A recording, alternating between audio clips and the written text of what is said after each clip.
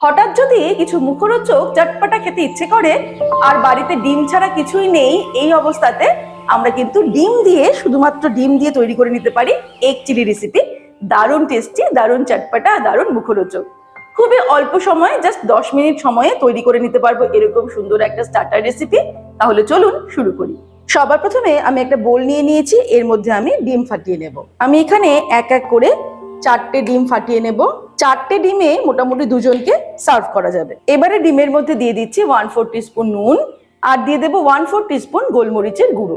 তারপরে ডিমটাকে ভালো করে ফেটিয়ে নিয়ে চলে যাব পরের স্টেপে। এবারে একটা কড়াই গরম করে তার মধ্যে দিয়ে দেবো রিফাইন্ড অয়েল। 1 টেবিল স্পুন মতো রিফাইন্ড অয়েল দিয়ে দিলাম।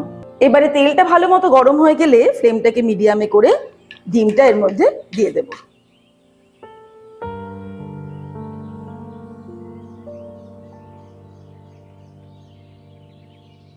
এইভাবে একটু স্কোয়ার স্কোয়ারে আমি কেটে দিচ্ছি। এই সময়ই একদম ছোট ছোট পিস করব না, দেখবো পিসগুলো যেন একটু বড় বড় হয়।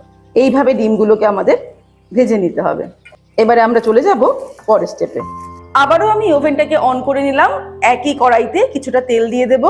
1 টেবিল স্পুন তেল দিয়ে দিলাম। তেলটা ভালো মতো গরম হয়ে গেলে ফ্লেমটাকে মিডিয়ামে করে এর মধ্যে দিয়ে দিচ্ছি রসুন কুচি। 1 টেবিল স্পুন রসুন কুচি দিয়ে দিলাম। রসুনটাকে 20 থেকে 30 সেকেন্ড ফ্রাই করব মিডিয়াম টু লো ফ্লেমে।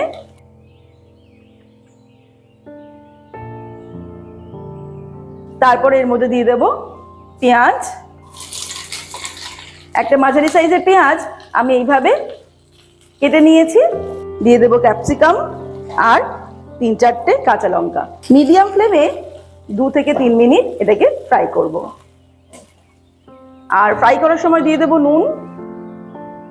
1/2 টিস্পুন মতো নুন দিচ্ছি। নুনটা কিন্তু নিজেদের স্বাদ অনুসারে অ্যাড করতে হবে। 1/4 টিস্পুন গোলমরিচের গুঁড়ো দিয়ে দিলাম। 2 মিনিট ফ্রাই করার পর এবারে এর মধ্যে আমি সস অ্যাড করব। দিয়ে দিচ্ছি tomato ketchup 2 tablespoon, black soya sauce 2 tablespoon, red chilli sauce দিয়ে দিচ্ছি 1 টেবিল স্পুন। সস দিয়ে এটাকে আমি 1 মিনিট মতো রান্না করে নেব মিডিয়াম টু লো ফ্লেমে। আর এই সময় দিয়ে দিচ্ছি একটুখানি চিলি পাউডার, 1/2 টিস্পুন মতো চিলি পাউডার দিয়ে দিলাম।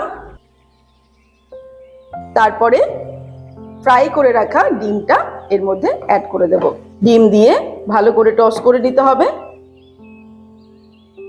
ব্যাস, টস করে নিয়েছি খুব ভালো করে।